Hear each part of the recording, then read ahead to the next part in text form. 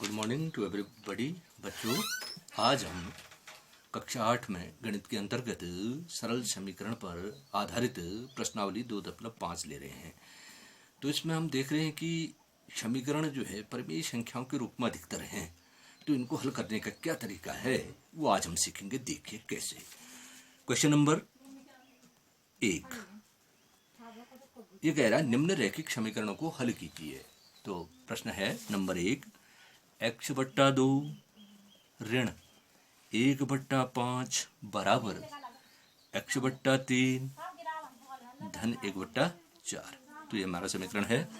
बाएं पक्ष में दो परिमेय संख्या, उसी प्रकार दाएं पक्ष में दो परिमेय संख्या है। इसमें चर है x, तो हमें x का मान ज्ञात करना है।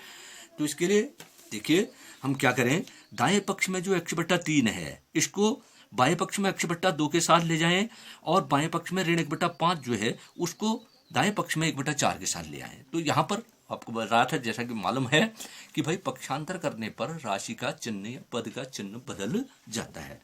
तो मैं पक्षांतर कर रहा हूँ, ध्यान से देखिएगा। या x/2 बाएं पक्ष में है, दाएं पक्ष से आया धन x/3 है, तो यहाँ के ऋण हो जाएगा ऋण x/3 बराबर, बस चिन्हों का ध्यान रखना है। 1/4 दाएं पक्ष में पहले से है धन 1/4। अब यहाँ से ऋण 1/5 गया तो ये भी बन गया धन 1/5, ये धन हो गया। ये यहाँ जाके धन, ये यहाँ के ऋण। अब देखिए बाएं पक्ष में हम x/2 में से x/3 कब घटाएंगे। आपको जैसा कि मालूम है परिमेय संख्या तभी घटती है जब उनका हर समान हो। तो बाएं पक्ष में भी हम हर समान करते हैं। उसी प्रकार दाएं पक्ष में जोड़ है, तो इसके लिए भी जब तक हर समान नहीं होता तब तक जोड़ और घटाना नहीं होता है। तो 2 और 3 का लॉसो हर समान 6 होगा। तो 2 का भागा 6 में 3 बार गया, 2 का तिगुना हुआ, तो x का तिगुना 3x ऋण 3 का भागा 2 बार गया, ऋण 2x बराबर यहाँ हो गया 4 और 5 का लॉसो होता 20। तो 4 का 5 गुना, तो 1 का 5 गुना 5 धन 5 का चौगुना 20, तो 1 का चौगुना 4 जोड़ दीजिए और यहाँ घटाइए। 3x में से x घटा, 2x घटा, तो x/6 बराबर 1x आता है, 1 गुणा कभी नहीं लिखते। x/6 बराबर यहाँ 5 4 9 अंश जोड़ दीजिए बट्टा 20। तो अब 6 का पक्षांतर हम करें, 6x का भाजक है तो वहां जाके गुणा करेगा, या x बराबर हो गया 9/20 गुणा 6। तो ध्यान से देखिए 6 और 20 2 से कटते हैं, 2 तियां 6, 2 दशम 20, तो 9 तियां 27/10। क्या आंसर आया 27/10। x बराबर 27/10। इसलिए उत्तर x बराबर 27/10। क्वेश्चन नंबर 2 है इसी प्रकार n/2 धन ऋण 3n/4 ऋण 3n/4 धन 5n/6 5n/6 बराबर 21। तो ये हमारा समीकरण है। अब इसको हल करने का तरीका वही तरीका है। हम देख रहे हैं बाएं पक्ष में 3 परिमेय संख्याएं हैं और इसमें चर पद है n, 3 जगह पर n भी आया है, तो हमें n का मान ज्ञात करना है। तो हम क्या करें, बाएं पक्ष में देखें n/2 ऋण 3n/4 धन 5n/6। तो ये जोड़ और घटाना परिमेय संख्याओं का है, तो तब तक हल नहीं होगा जब तक हम हर समान न करें। हर समान करने पर जोड़ घटाना एक ही साथ कर सकते हैं। 6 4 और 2 का लॉस होता है 12। तो 2 का भागा 12, 2 का 6 गुना किया तो n का 6 गुना 6n यहाँ पर करना पड़ेगा अंश में। ऋण 4 का तिगुना, तो 3n का तिगुना 9n धन 6 का दुगुना 5n का दुगुना 10n बराबर 21। दाएं पक्ष में कुछ नहीं किया हमने, केवल बाएं पक्ष में जोड़ घटाना करने के लिए हमने हर समान किया। अब देखो धन 6n और धन 10n, धन धन जुड़ जाते हैं, समान चिन्ह जुड़ जाते हैं। ये हो गया 16n धन में हो गया, ऋण 9n/12 और थोड़ा छोटा हो गया बराबर 21। तो देखिए 16n में से 9n घटाइए तो 16n धन है, 9n ऋण है, धन ऋण आपस में घट जाते हैं, तो 16n में से 9n गया तो ये आ जाएगा आपका 7n/12 बराबर 21। तो सबसे पहले बार का पक्षांतर हम करते हैं, बार भाजक के रूप में है तो वहां जाके गुणा करेगा, या 7n बराबर 21 गुणा 12। अब 7 का पक्षांतर करें 7 गुणांक के रूप में n के, तो वहां जाके भाग देगा, n बराबर आ जाएगा 21 गुणा 12 बटा 7। 7 से 21 करता, 7 तियां 21, तो 12 तियां 36। तो इसलिए उत्तर n बराबर 36। n बराबर 36, जो चर n था उसका मान है इस समीकरण में 36 के बराबर है। अब आते हम क्वेश्चन नंबर 3 में। क्वेश्चन नंबर 3 ये कहता है x धन 7 ऋण 8x बट्टा 3 ऋण 8x बट्टा 3 बराबर 17 बट्टा 6 ऋण 5x बट्टा 2 ऋण 5x बट्टा 2। तो बच्चों यहां पर हम देखें धन 7 ये अचर संख्या है, इसको हम इधर 17 बट्टा 6 के साथ लाएंगे तो ऋण में बदल जाएगा, और यहाँ से 5x बट्टा 2 जो ऋणात्मक है इसको यहाँ ले जाएंगे, ये हो जाएगा धन। तो सबसे पहले मैं पक्षांतर कर रहा हूँ, ध्यान से देखिएगा। x ऋण 8x बट्टा 3, धन 7 हट गया बच्चों, यहाँ से वहाँ ले जाऊंगा, याद रखना है। और ऋण 5x बट्टा 2 को लाया हूँ इधर, तो ये भी धन हो गया 5x बट्टा 2 बराबर 17 बट्टा 6 ऋण 7। अब देखें यहाँ ये x है, पूर्णांक है, इसको भी हम एक परमेय संख्या के रूप में x बट्टा 1 लिख सकते हैं।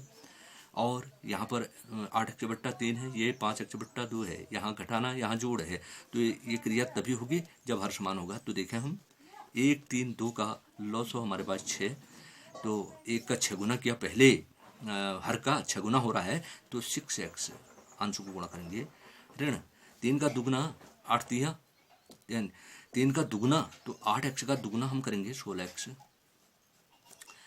धन 2 का तिगुना 5 तिया 15x बराबर, यहाँ भी हम हर समान करें, 7 एक पूर्णांक है, इसका हर हम 1 मानकर चलें तो हर समान 6, ये 17 और ये 1 का 6 गुना किया तो 7 का 6 गुना 7 छक 42, ये हमारा हो गया। अब देखें 6x और 15x धनात्मक है, तो ये हो गया 6 और 15 जुड़ गए, धन धन जुड़ जाते हैं, 15 और 6 21x ऋण 16x थोड़ा छोटा हो गया बट्टा 6 बराबर, यहाँ 42 और 17 धनात्मक 42 ऋणात्मक, तो ऋण में आना है।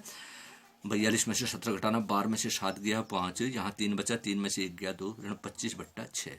अब हम 21x में से 16x घटाएं, अंश में से अंश घटाएं, तो ये आ जाएगा 5x। 5x बट्टा 6 बराबर ऋण 25 बट्टा 6। अब देखें इस 6 का पक्षांतर करेंगे, ये भाजक है, वहां जाके गुणा करेगा, या 5x बराबर ऋण 25 बट्टा 6 गुणा 6, 6 6 कट गए, 25 एकम 25 बराबर ऋण 25 आ गया। अब 5 का पक्षांतर करें, 5 गुणांक है तो वहां जाके भाग करेगा, या x बराबर हो गया ऋण 25 बट्टा 5, 5 का भागा ऋण 25 में जाता है, धन का भागा ऋण में जा रहा है तो ऋण ही आएगा, और 5 बचा 25 ऋण 5, इसलिए उत्तर हमारा आ गया x बराबर ऋण 5, x बराबर ऋण 5। क्वेश्चन नंबर 4 है हमारे पास, देखिए x ऋण 5 बट्टा 3, x ऋण 5 पूरे का बट्टा 3 बराबर x ऋण 3 बट्टा 5, x ऋण 3 बट्टा 5। तो बच्चों यहाँ पर दोनों ओर एक एक परमेय संख्या, अंश बड़ा लग रहा है दोनों तरफ। तो जब यहाँ पर एक नियम और है, वो नियम ये है, अगर बराबर के दोनों ओर दो परमेय संख्याएं हैं तो वहां पर हम क्रॉस मल्टीप्लिकेशन या वज्र गुणा करते हैं।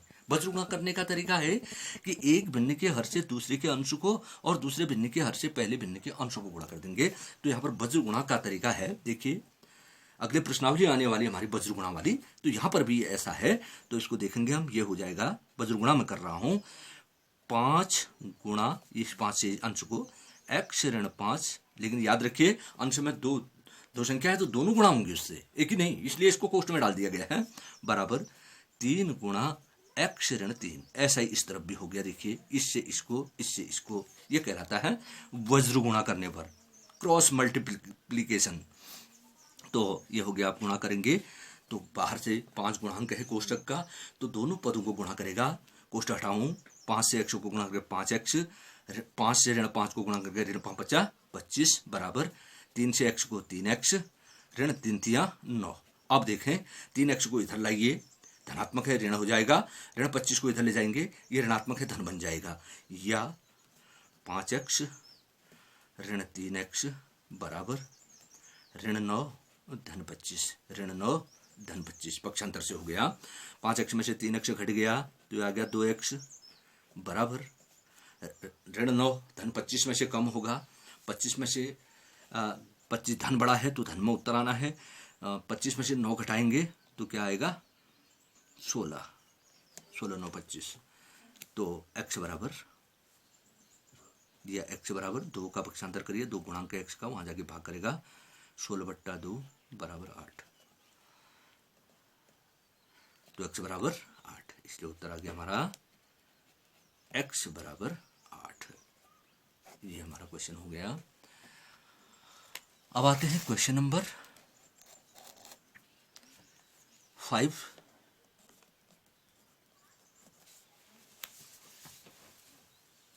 क्वेश्चन नंबर 5 है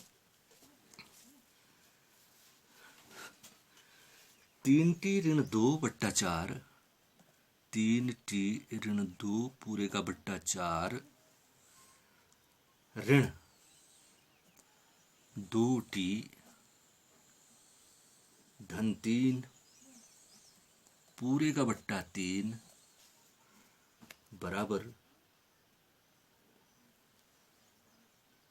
2/3 ऋण t। दाएं पक्ष में 2/3 ऋण t। तो बच्चों सबसे पहले हम इस t को, जो चर है, अचर के साथ ही बाएं पक्ष में ले जाएं। t इसमें अचर है तो इसका मान हमें ज्ञात करना है, तो मैं पक्षांतर कर रहा हूं, ऋण t इधर आएगा तो धन t बन जाएगा, या 3t ऋण 2/4 ऋण 2t धन 3/3 धन t, ये वाला दाएं पक्ष से आया, धन बन जाएगा बराबर 2/3। अब देखें यहाँ पर 3 परमेय संख्या हमारे पास है, लेकिन t पूर्णांक के रूप में है तो हम इसको t/1 कह सकते हैं परमेय संख्या के रूप में। 4 3 और 1 ऋण धन है, तो ये तभी होगा जब हर समान करेंगे, तो 4 3 और 1 का हमारे पास लॉसो हो गया 12, बीच में रखते हर न जुड़ता है न घटता है, आप जानते हैं, तो 4 का तिगुना हो रहा है, तो इसके अंश को 3 से गुणा करके ये हम ऐसे भी लिख सकते हैं, 3 गुणा इसका अंश है 3t ऋण 2 कोष्ठ बंद, ऋण 3 का चौगुना है तो 4 कोष्ठ शुरू 2t धन 3 कोष्ठ बंद, और धन 1 का बार गुना तो 12t बराबर 2/3। दाएं पक्ष में कुछ नहीं किया। अब देखा बच्चों, गुणा करें तो कोष्टक के बाहर गुणांक है तो कोष्टक के सभी पदों को गुणा करेगा। 3 से 3t को गुणा करेंगे तो 9t, 3 × 9t, ऋण 3 दूनी 6, ऋण 4 से 2t को गुणा करेंगे ऋण 8t, ऋण से धन गुणा होगा, ऋण आ जाएगा ऋण 12 धन 12t, टोटल का बट्टे है हमारे पास 12 बराबर 2/3। अब देखें अंश में 90 80 और 12t समान पद हैं, 90 धनात्मक 12t भी धनात्मक, तो 12 और 9 धन धन जुड़ जाते हैं, 12 9 21t हो जाएगा, या धन में 21t। अब ऋण 8t ऋणात्मक एक ही पद है, ऋण 6 ऋण 12 जुड़ के ऋण 18, ये भी जुड़ेंगे समान पद, ये भी हैं ऋण 18, ऋण ऋण आपस में जुड़ जाते, धन धन आपस में जुड़ जाते, ऋण धन आपस में घट जाते हैं, ये नियम हमारे पास है, बट्टा 12 बराबर 2/3। अब देखें 21t में से 8t घटा देंगे तो आ जाएगा 13t, 13t धन में आ जाएगा ऋण 18/12। अब एक ही परमेय संख्या बची 2/3। बचे गुणा भी कर सकते हैं, नहीं करते हैं, बार का पक्षांतर करिए, बार भाजक है तो वहां जाके गुणा करके, या 13t ऋण 18 बराबर 2/3 गुणा 12, तो 3 से 12 कटता है 4 बार, तो हो गया 4 दूनी 8 दाएं पक्ष में। अब 18 का पक्षांतर करेंगे, 18 वहां जाके धन बन जाएगा, या 13t बराबर 8 धन 18, 8 धन 18 होगा, 18 8 है 26, तो 13t बराबर 26, तो 13 का पक्षांतर करिए, t का मान निकल आया, t बराबर हो जाएगा 26/13, 13 का भागा 26 में पूरी बार जाता है 2 बार, तो इसलिए आंसर आ गया हमारा t बराबर 2, t बराबर 2। क्वेश्चन नंबर 6, क्वेश्चन नंबर 6, तो क्वेश्चन नंबर 6 है m ऋण 1 पूरे का बट्टा 2, m ऋण 1 पूरे का बट्टा 2 बराबर 1 ऋण m ऋण 2 पूरे का बट्टा 3, m ऋण 2 पूरे का बट्टा 3। ठीक हो गया। अब देखिए यहां पर हमारे पास चर पद है m, लेकिन हम देख रहे कि दाएं पक्ष में भी m हो गया है, तो इस ऋण m ऋण 2/3 जिसका चिन्ह ऋणात्मक है, इसको अगर पक्षांतर करेंगे तो धन में बदल जाएगा। मैं पक्षांतर कर रहा हूं, एक यहीं पर रहेगा दाएं पक्ष में, या m ऋण 1 पूरे का बट्टा 2 धन m ऋण 2 पूरे का बट्टा 3 बराबर 1। अब देखिए यहाँ पर हमारे पास 3 परमेय संख्याएं हैं, तो इनका जोड़ घटाना तभी हो पाएगा जब हर समान होगा, लेकिन यहाँ पर हम शुरू में देख रहे हैं m एक पूर्णांक है, तो इसको हम परमेय संख्या के रूप में m/1 मान सकते हैं, तो ये हो जाएगा हमारे पास, हर समान करें 1 2 3 का हर समान हो जाएगा 6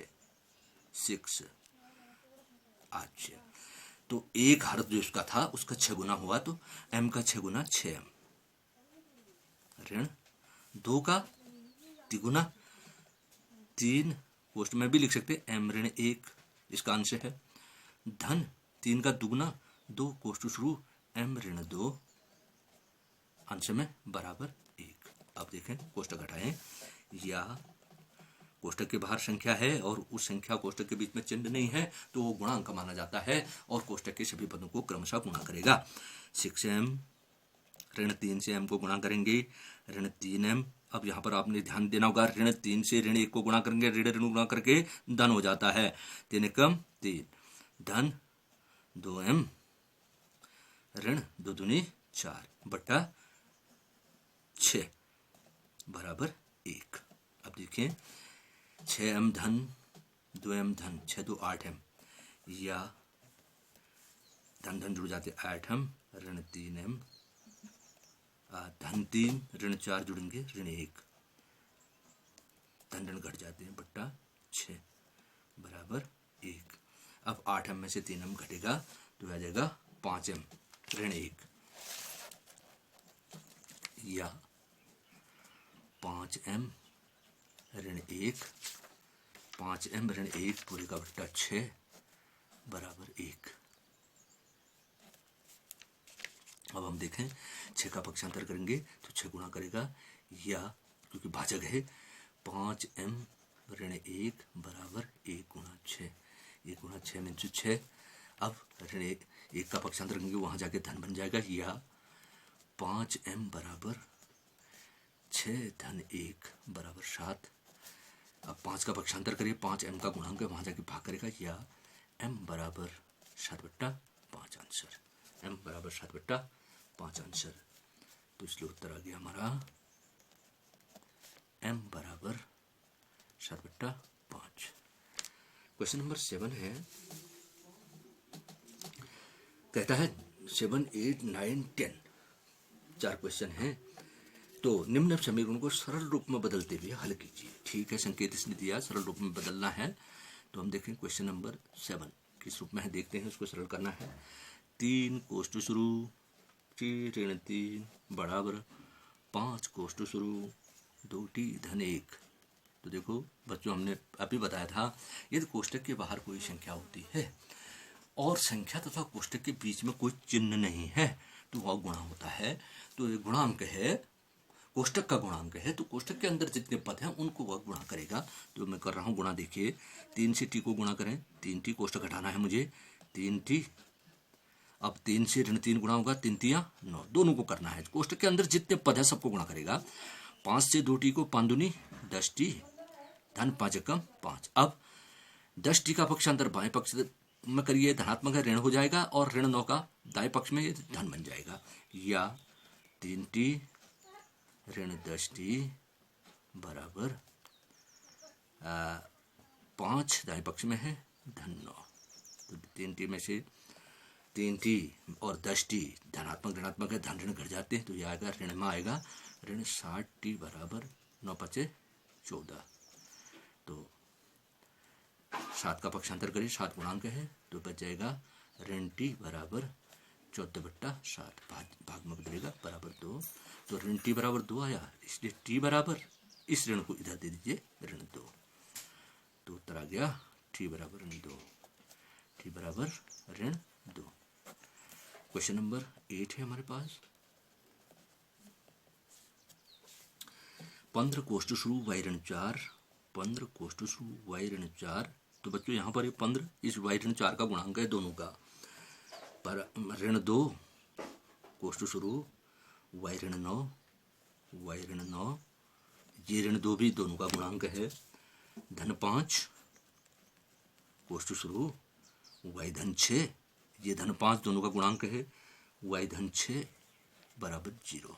तो ठीक है बच्चों, कोष्ठ घटाएं, गुणा करें, या 15 से y को गुणा करेंगे 15y, ऋण 15 चौको 60, धन ऋण गुणा करते ऋण में आएगा, ऋण 2 से y को ऋण 2y, ऋण 2 से ऋण 9 को, यहाँ पर ध्यान देना है, ऋण से ऋण गुणा हो गया धन 9 दूनी 18, धन 5 से y को 5y, 5 से 6 को 5 छक्का 30 बराबर 0। अब देखें y समान पद हैं, तो 15y धन 2y ऋण 5y धन, तो धन धन आपस में जाते हैं, 15 5 20y, 20y धनात्मक हो गया, ऋण 2y ऋणात्मक है। उसी प्रकार संख्याएं हैं, ऋण 60 धन 18 धन 30, तो ये हो गया ऋण 60, धन धन जुड़ गए 18 और 30 48, धन 48 बराबर 0। अब देखो धन ऋण आपस में घट जाते हैं, 20y धनात्मक 2y ऋणात्मक है, तो यहाँ पर आ गया 18y, धन में आया, धन बड़ा है, और ऋण 60 और ऋण 48 ऋण 12, यहाँ पर भी ऋण बड़ा है बराबर 0। अब ऋण 12 का पक्षांतर कर दीजिए, या 18y बराबर 0 धन 12, 0 व 12 जोड़ के 12 आता है। 0 जो है योज्य तत्समक है संख्या का, अर्थात 0 को किसी संख्या में जोड़ें तो संख्या के बराबर ही योगफल आता है। आप 18 का पक्षांतर करें तो 18 गुणांक है, वहां जाके भाग करेगा, वही बराबर 12/18, 12/18 कटता है, 6 दूनी 12, 6 तियां 18 बराबर 2/3, तो इसलिए उत्तर आ गया हमारा y बराबर 2/3, y बराबर 2/3 आंसर।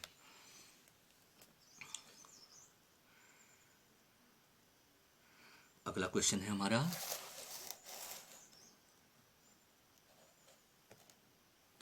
क्वेश्चन नंबर 9, 2 क्वेश्चन और बचते हैं बच्चों। क्वेश्चन नंबर 9 है, 3 कोष्ठ शुरू 5 z ऋण 7, 5 z ऋण 7 कोष्ठ बंद, ऋण 2 कोष्ठ शुरू 9z ऋण 11, 9z ऋण 11 कोष्ठ बंद बराबर 4 कोष्ठ शुरू 8z ऋण 13 कोष्ठ बंद ऋण 17। बच्चों हम यहाँ पर देख रहे हैं दोनों पक्ष में 3 जगह कोष्ठ, दो जगह बाएं पक्ष में कोष्ठक है और एक जगह दाएं पक्ष में कोष्ठक है। कोष्ठक के बाहर संख्याएं दी हुई हैं, तो उन संख्याओं से चिन्ह सहित कोष्ठक के पदों को गुणा करेंगे। तो देखें, गुणा करें, या कोष्ठक घटाएं, 3 से 5 z को 5 तियां 15z ऋण 3 7 21 ऋण 2 से 9z को गुणा करें, 9 दूनी 18 ऋण में ही आएगा, क्योंकि एक धन ये ऋण है, 18z धन ऋण ऋण गुणा करके धन हो जाएगा, 11 दूनी 22 बराबर दाएं पक्ष में देखें 8 चक्कू 32z